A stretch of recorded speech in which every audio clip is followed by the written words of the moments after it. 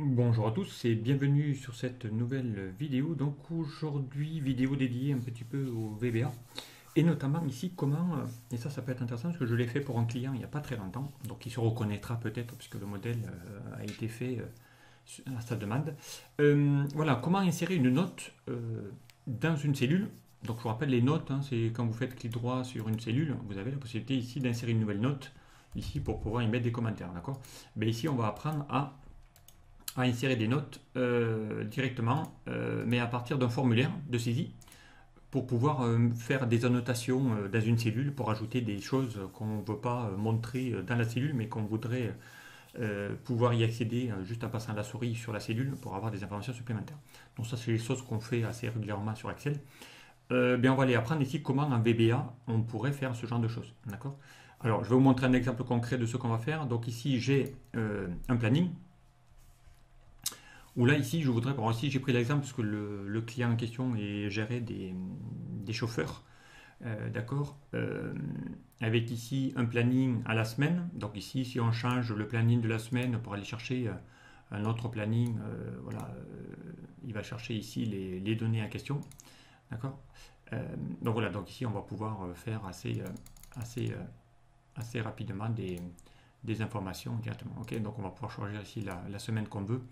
Et il va générer ici un calendrier et là on va pouvoir ici planifier le formulaire. D'accord. Donc du coup ici si vous regardez bien, on a des chauffeurs. Ici la contrainte était qu'il peut faire des livraisons soit le matin soit l'après-midi, d'accord, ou les deux. D'accord. Et là il faut effectivement qu'on aille insérer des choses ici dans ces cellules en fonction de la date. D'accord. Et le plus simplement possible. Donc ici j'ai fait des exemples. Ici, on va y afficher des infos supplémentaires pour dire tiens, le chauffeur B doit aller livrer tel client dans telle ville, rendez-vous, l'heure de rendez-vous, et ainsi de suite. Okay.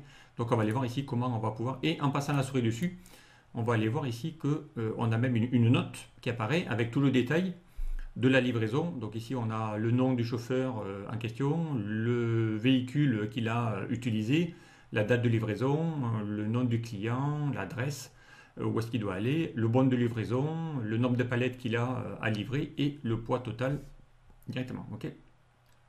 Donc ici, voilà. Alors ici, comment faire ça? Ici, si je clique ici par exemple sur ce chauffeur B, je voudrais ici planifier pour le 28 mars le, ce chauffeur-là. D'accord. Je clique dessus. Je vais dans ouvrir un formulaire, ici en cliquant sur le petit calendrier. Ça va ouvrir un formulaire de saisie. Donc là où il va déjà chercher pré-compléter le formulaire en allant chercher le chauffeur. Donc ici, on est bien sur le chauffeur F. D'accord. Il va chercher la date sur laquelle je viens de cliquer, c'est bien le 28 avril. Et il va chercher l'immatriculation de véhicule, puisque derrière, un chauffeur est attitré à un véhicule, c'est son camion. D'accord. Et ici, donc, il n'y a plus qu'à aller sélectionner le nom du client. En sélectionnant le nom du client, il va chercher l'adresse et la ville. On va lui donner ici un numéro de BL, par exemple. D'accord. Un numéro d'ordre, j'en sais rien, moi ça fera, pourquoi pas.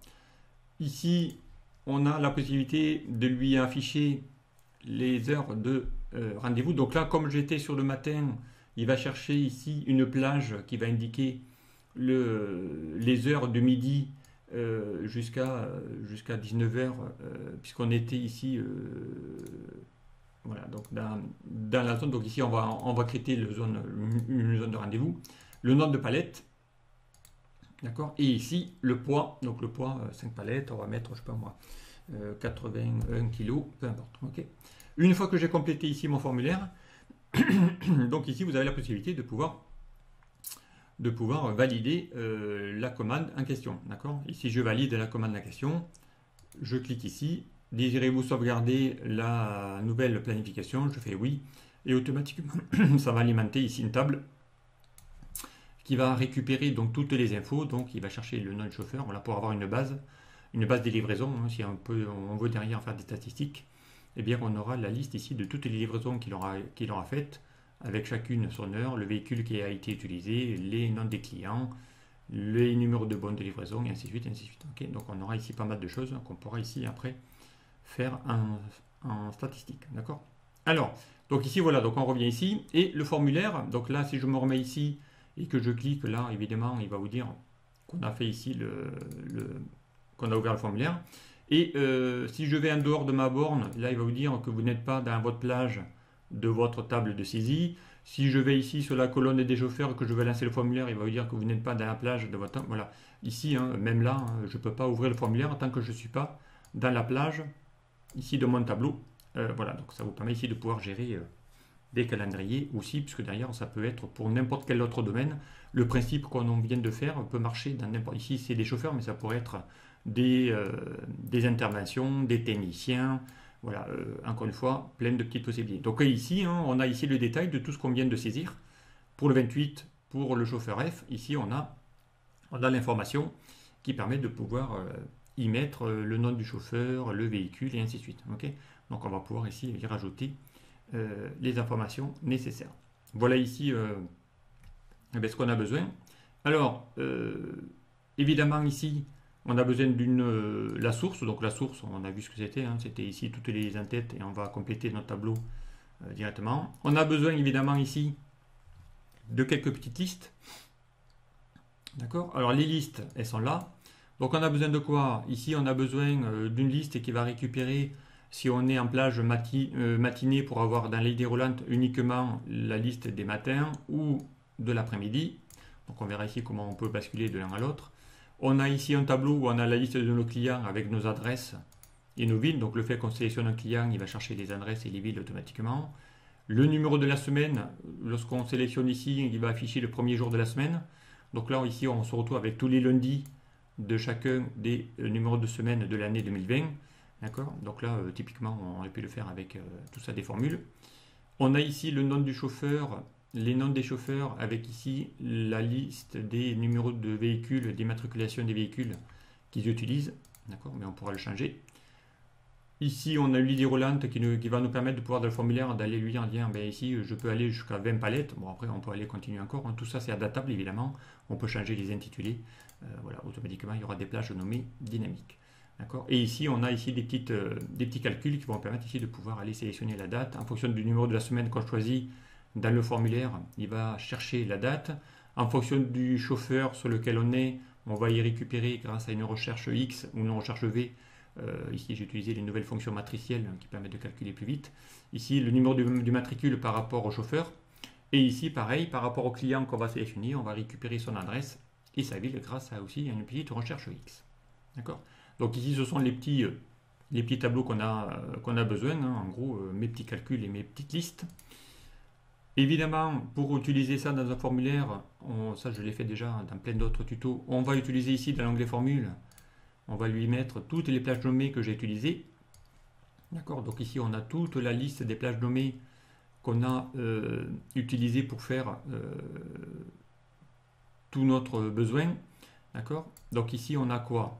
On a ici nos tableaux. Donc ici, on a tous les tableaux. Donc les tableaux, on a le tableau des chauffeurs, on a le tableau des clients. Donc ici, c'est toutes mes tables, ici mes listes que j'ai transformées en petits tableaux. D'accord. Ici, je les ai toutes. Et ici, on a des plages nommées. D'accord, ici j'ai la liste des chauffeurs. Hein. Si je vais la sélectionner, il va bien sélectionner ici la liste des chauffeurs. Ok. Si je vais ici dans la liste des heures du matin, je clique, je vais chercher ici la plage des heures du matin. Et tout ça, c'est des plages dynamiques, puisque derrière, voilà, je vais chercher les matricules, j'ai la liste des matricules. Voilà, ça vous permet ici d'avoir des plages nommées dynamiques, puisque derrière, on a mis ça dans des tableaux. Ici, on a les tableaux qui sont créés avec le T client. Ici, on va trouver le tableau avec ici le T heure matin, T heure voilà, T client, le T semaine, le T chauffeur, le T palette, voilà, et ainsi tout ça c'est les calculs. Ok. Alors, donc une fois qu'on a ici la liste, je vais pouvoir ensuite l'utiliser dans le formulaire notamment.